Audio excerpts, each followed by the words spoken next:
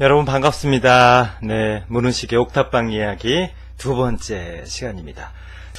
일단 본격적으로 이야기를 하기 전에 정말 그 수준 있는 그런 질문을 보내주신 분이 계셔서요. 그 질문에 대해서 답을 좀 먼저 하고 그리고 본격적으로 이야기를 시작해 볼게요. 질문의 내용은 이렇습니다.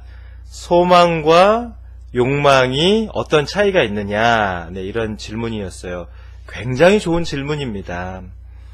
근데 쉽게 말하면요, 욕망과 소망은 그 근원은 같습니다.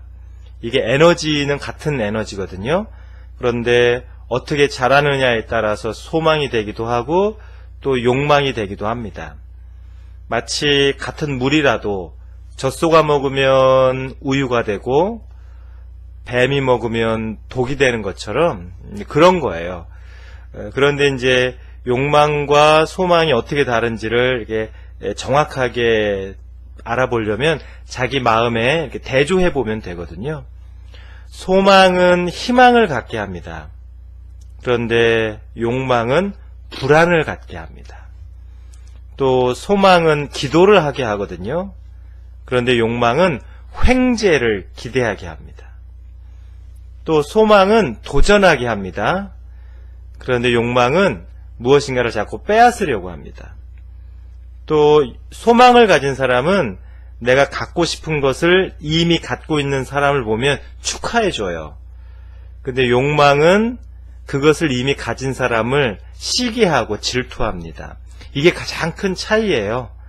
그래서 내가 내 마음을 가만히 들여다보면 이게 소망인지 욕망인지를 자기 자신은 정말 정확하게 알 수 있습니다.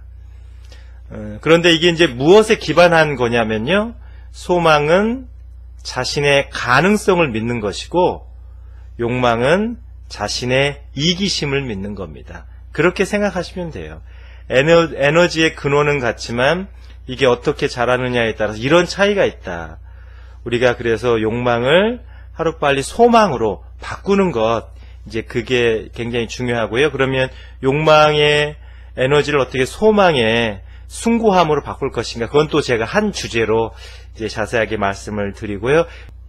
제가 이제 어느 순간부터 이제 명상을 이렇게 했잖아요. 명상을 쭉 하면서 돈과 관련된 이런 기억들이 제 잠재의식에 그대로 이렇게 남아있는 걸 저는 발견했어요.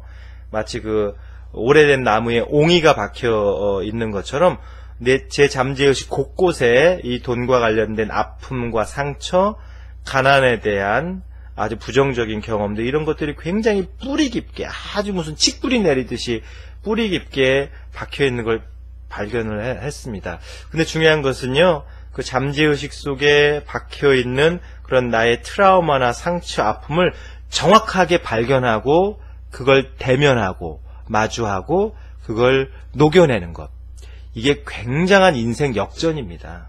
여러분, 그게 대박 사건이에요. 근데 저는 뭐 그런 과정을 거쳤거든요. 나중에 기회가 되면 그런 것도 더 제가 자세하게 상세하게 이제 말씀을 드릴게요.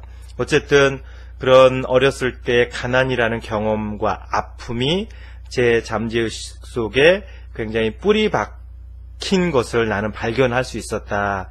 그런데 이제 제가 그것뿐만이 아니라 어린 시절의 이야기를 이렇게 구구절절하게 하는 이유는 저만 그런 게 아니라는 걸 말씀드리고 싶은 거죠.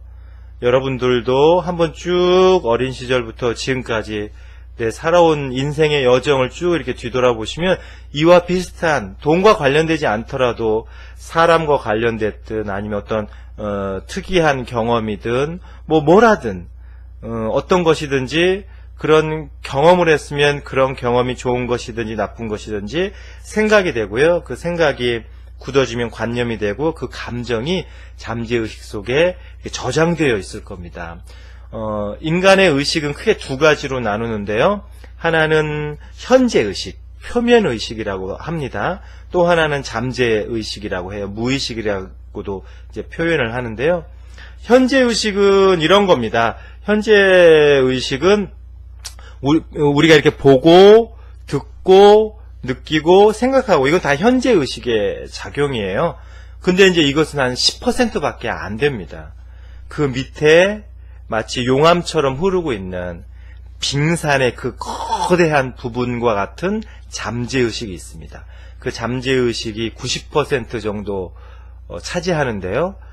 사람은 이 잠재의식에 절대적인 영향을 받습니다. 그래서 자기의 잠재의식 속에 무엇이 들어있는지를 정확하게 보고 그것을 정화해낼 수 있는 힘, 이게 인생을 근본적으로 바꾸는 매우 위대한 능력이고요. 이거는 연습만 하면 누구나 다 할 수 있는 겁니다.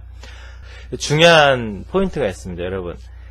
내가 소망을 향해서 움직이면 우주도 움직입니다.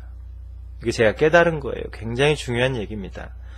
그리고 더 중요한 얘기는요, 내가 정말 소망을 품으면 움직일 수밖에 없습니다.